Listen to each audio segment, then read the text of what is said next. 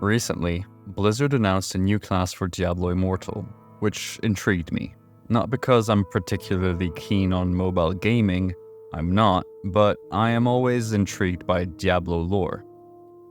After conducting a brief poll on the channel and immersing myself in all available information about the Blood Knights, I chose to write this script and share my findings. I've also made an effort to ensure this video doesn't come off as a 10-minute promo for a mobile game, because it really isn't.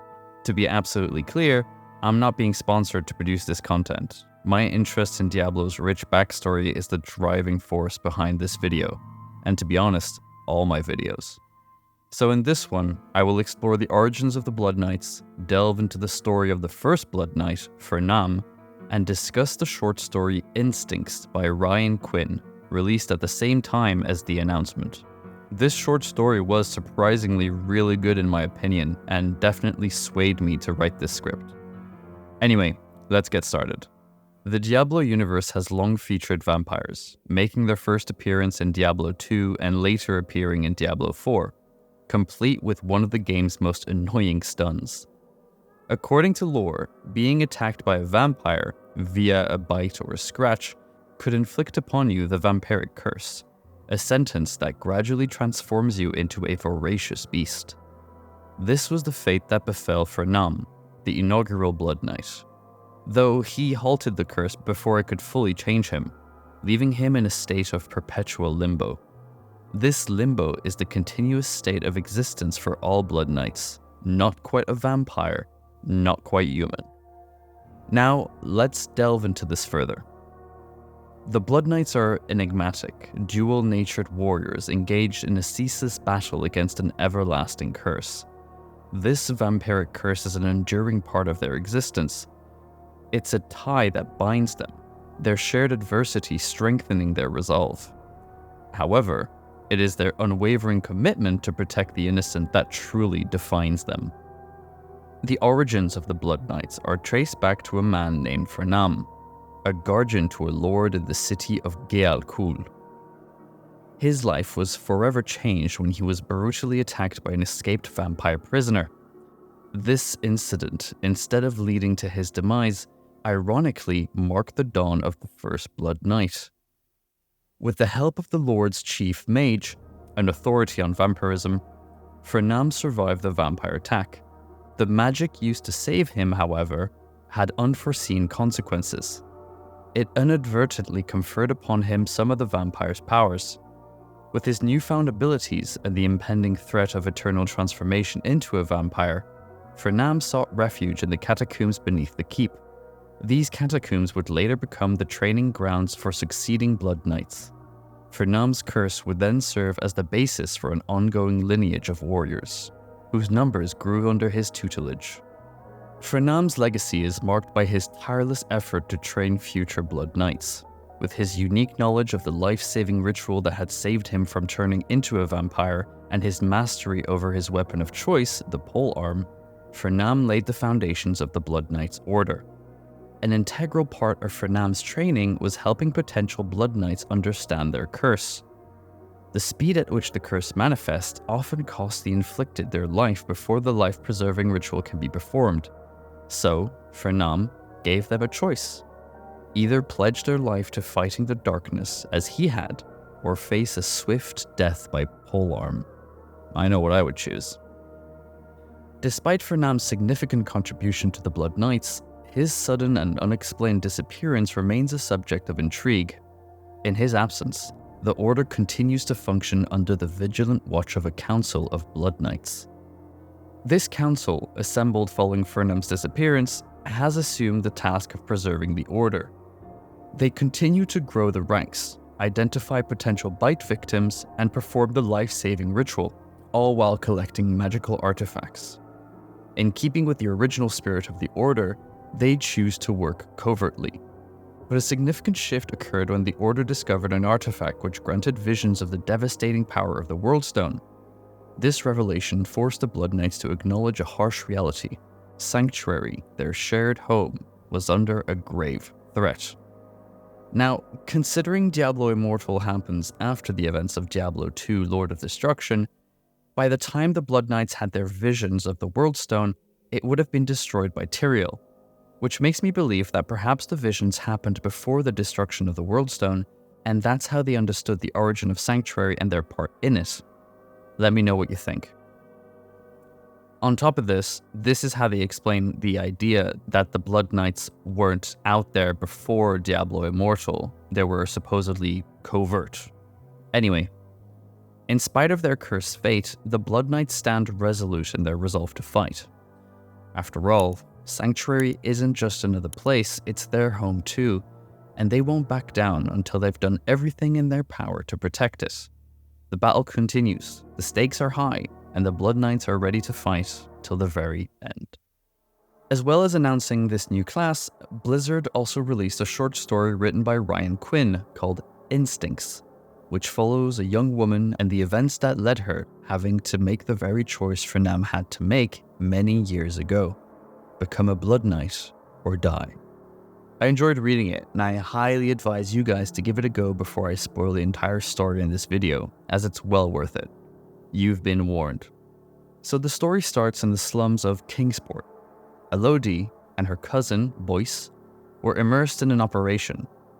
Boyce was a gaunt and proud figure, whereas Elodie was a gentle girl with fair hair. Elodie's family had a notorious reputation for settling people or collecting debts. Her job was to handle the family's debtors and coordinate logistics related to their family business, which was often illegal. However, the situation took a turn when they arrived at the shop of Lynn, Elodie's only friend, who unfortunately was a debtor of the family. Shocked at her friend's involvement in all this, Elodie attempted to negotiate a deal with Lynn, who was tied down and visibly scared.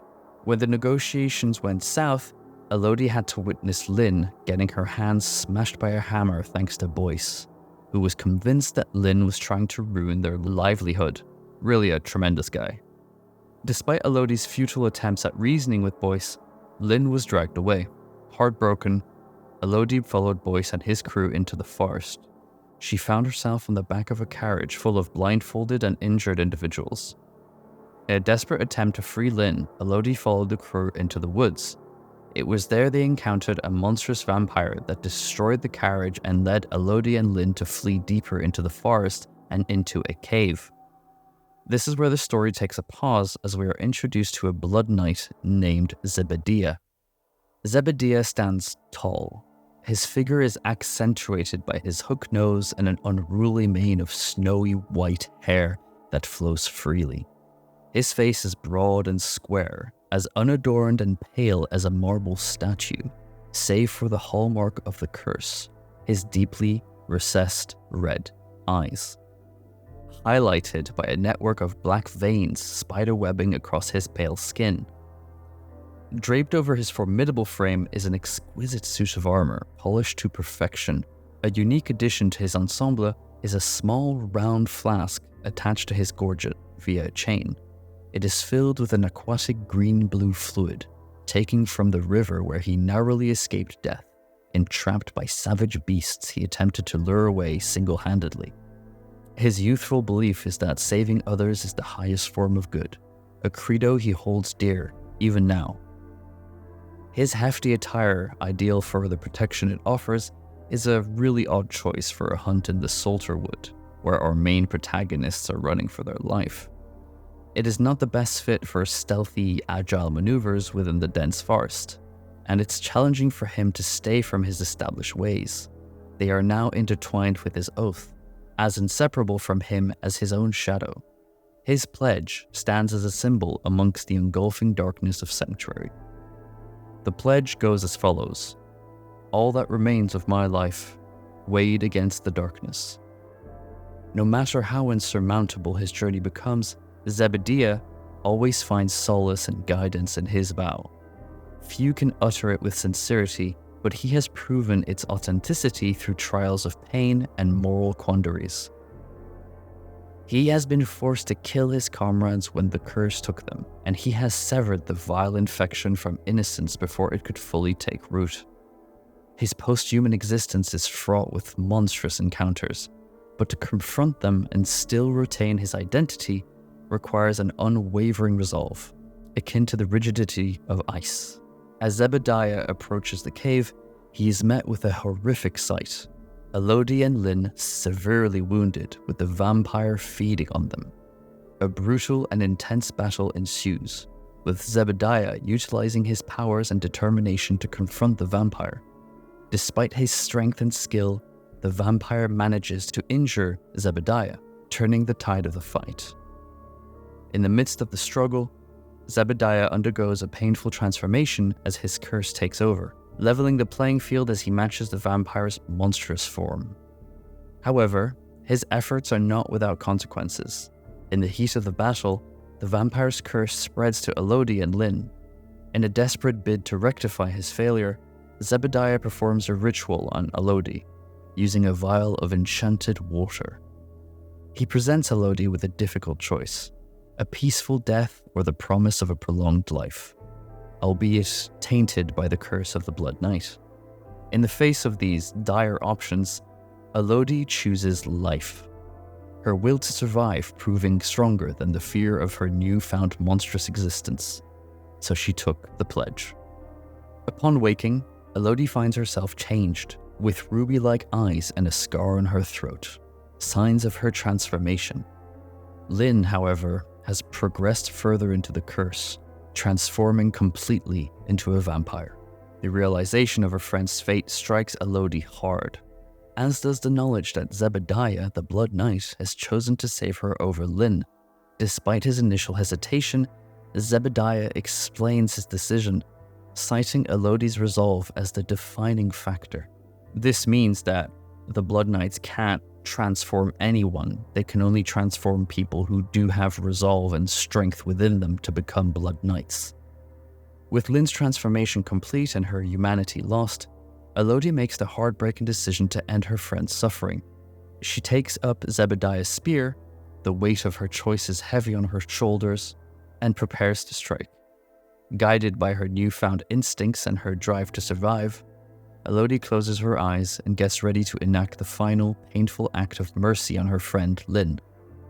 This story, painted with dark hues of crime, monstrous transformations, self-sacrifice, and survival, sets Elodie on a new path, forever changed by her encounter with the Blood Knight.